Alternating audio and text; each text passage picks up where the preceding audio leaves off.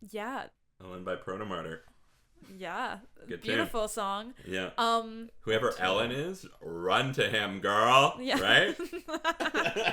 Yeah. She could, like, literally, if someone's writing a song like that about me, I know. crazy. Fuck. Gorgeous. Beautiful. Yeah, like I was saying during the song, the build of it, I feel like is so important. And then it, like, just disappears. Fizzles out and then comes right It back. comes back. Yeah.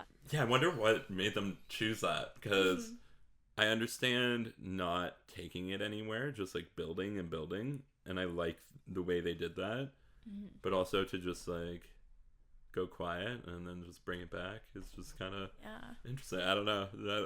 Just interesting musical choice. I feel like within, like, the story of the song, like, this, like, I will wait for Ellen, like, this, like, energy, it's very much, like, these thoughts of this person keep coming back. It's very cyclical in nature, whatever the influence this person has on. For me, it reminds me... I feel like he's, like, singing about, like, a moment in time, you know? And he's, like... waiting for this person to be good, and, like, you know, it feels like a night, you know. I don't know, there's something about it, especially that guitar line, like, yeah, that's a beautiful part. I love that song. That song feels like that part feels like love to me. I think it's really neat. I think it's really pretty. Yeah, I think that's so interesting to say that it, like, feels like a moment in time. Like, it feels like it's not necessarily just like a person, but it was a specific time with a person that you're, like, yearning for. Which definitely, like... Yeah, you just said it better than I... That's exactly what I meant, and you said it better than I could, right? Yeah. I think, like, that's so... It's so... Like, I've definitely had relationships where it's, like... Yeah, like, I just miss everything about that time and that moment. Like, my, like, ex-boyfriend, like, summer 2019, where it was, like, we just started dating, and it was, like... Yeah, it's always the best, right? It's, like, it's summer, it's warm... he had a Jeep. We'd ride top down to the beach. Like, that's that's fun. the exact kind of moment that, like, I feel like, like, you're yearning for that to come back. Totally. That comfort. Yeah. Yeah. And it doesn't. Yeah. And it doesn't. And you're waiting. Oh, God.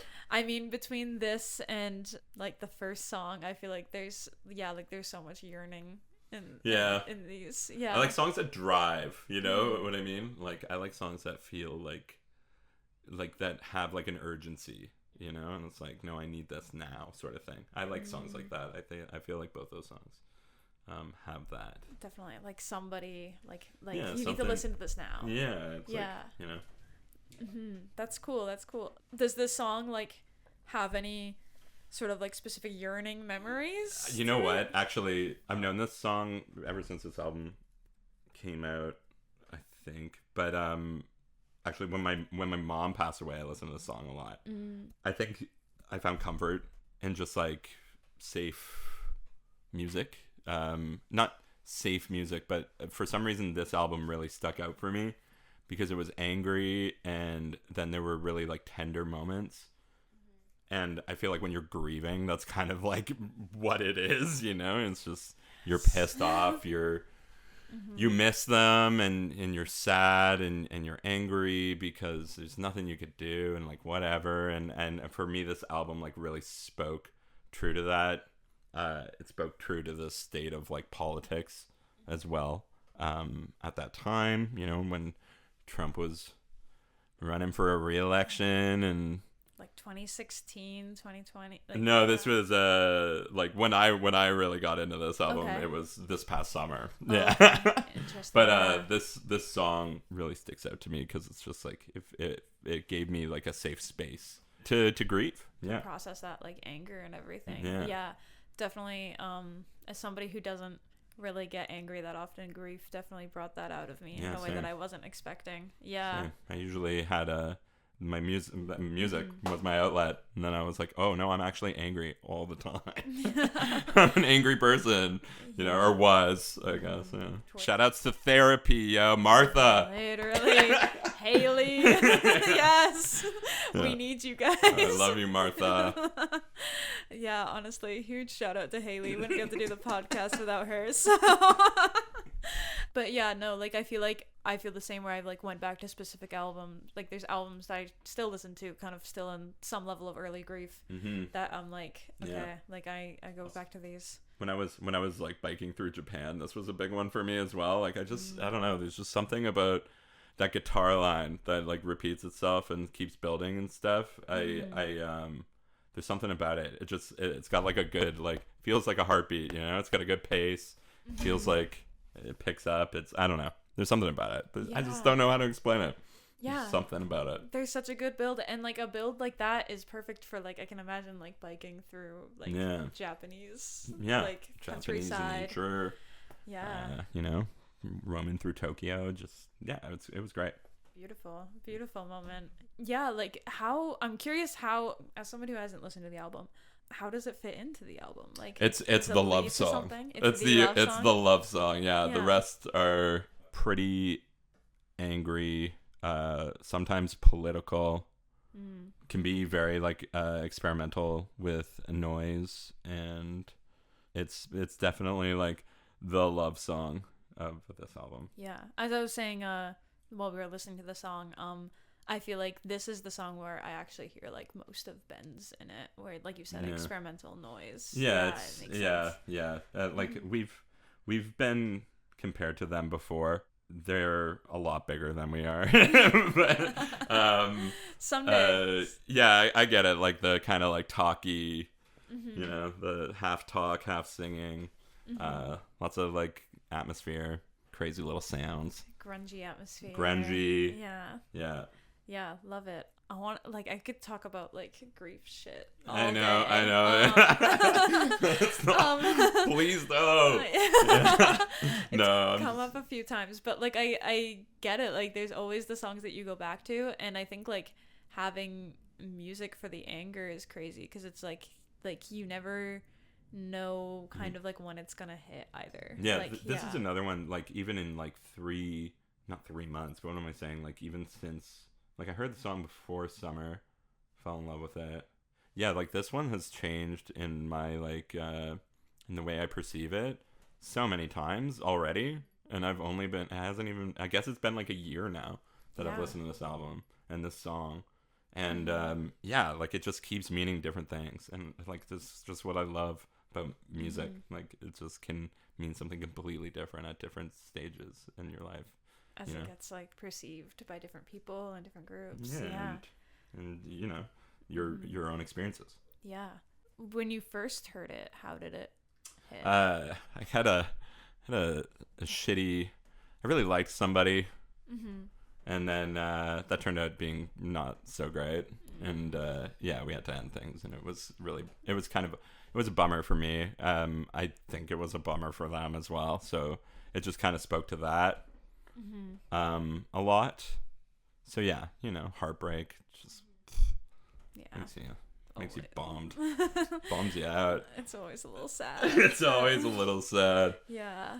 And I feel like that's like also like a whole thing of grief when you go through heartbreak, where it's like you're trying to like find a way, like an outlet. I felt for like it. Also like a lot of stuff was happening to me all at once. It was kind of like when it rains it pours sort of.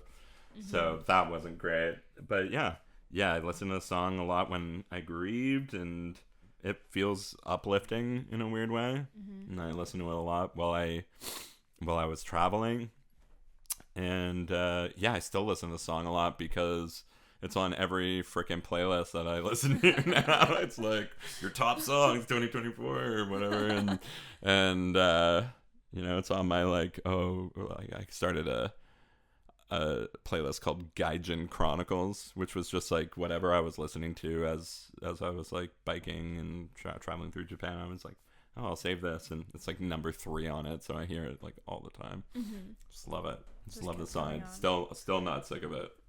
Yeah, so it was good to sit and listen through the whole 6 minutes here with me. Yeah. Now maybe we've breathed new life into it as well. More new life. Yeah. If like podcasting, if this is like something that I think about when I listen to the song, I'm actually gonna be really upset. You know, like fuck no. You don't want to think about me sitting here. Yeah. Like, oh, this song used to mean so much, and now I'm podcasting. Yeah. Yeah. It's a good conversation, hopefully. It's great. I'm being such an asshole. Yes, I love this. Yes. No, this is very cool. I kid. Like I said, such a deep desire. And I think like also like the idea of like waiting or wanting to be with someone, and also like this imagery that's like bigger than ourselves really comes back to like everything you've been talking about with like the political scope and the grief, and all this is just like it's like bigger than one person is. And the song, like, I don't know, the lyrics, like, a figure of a comet in the sky, I'll tear it down, like this, you know, he I think I don't know the singer's name. He's an interesting looking dude though. Yeah. But he I feel like this song is like also like he's like, oh, these feelings are bigger than my body, you know? A lot of the stuff he's saying in the lyrical content speaks to that. Which, like, as someone who knows like you know, like what they say about grief, where it's like there's nowhere to put it. Like, it's love with nowhere to go. Yeah. That it definitely. Okay, don't make me cry on a podcast, dude. Sorry. Can we talk about something else? Let's talk about the appropriate short length for men while we're here. I won't make you cry. No, please don't. I don't need that. Yeah.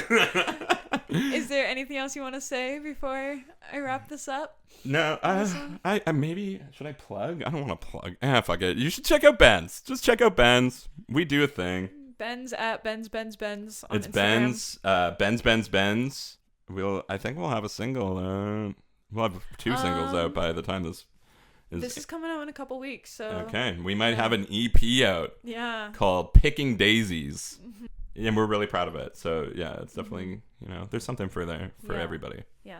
These are like, you guys are like hardest working guys I know. Really? I feel like we don't work at all. I get so mad at them. I'm like, dude, we gotta go harder. Okay. Sorry, everyone else, but Jesse is the hardest working guy I know. It's just funny to me. That's because they're always like, dude, we work so hard, and I'm like, no, we don't. You know, I'm like the outlier. Because I just want to play all day, and you know, and they're like, no, we have lives. There's shit to do. Yeah. So that's really kind of you to say. I appreciate that. You were verifying. You were just giving them the verification that they needed, and probably for myself to hear. Yeah, it's been a great time. Yeah, Jesse. this has been really awesome. Fun. It's been really fun. Thank you for being here. Thank you. Of course. Drop a subscription to This Must Be the Place Pod wherever you're getting your podcasts. Leave a comment, leave a review. We'd love to hear what guests you want me to have on. Toronto musicians, other musicians, anyone around. I'd love to talk to them and talk to them about their favorite love songs and music. Stay up to date with new episode on our Instagram at This Must Be the Place Pod, and be sure to subscribe to the newsletter. It's the best way to get all of the music and the podcast all in one place. And we'll be sending updates through the newsletter as they come up. And we'll talk to you guys next week. Lots of love. We'll chat soon. Bye.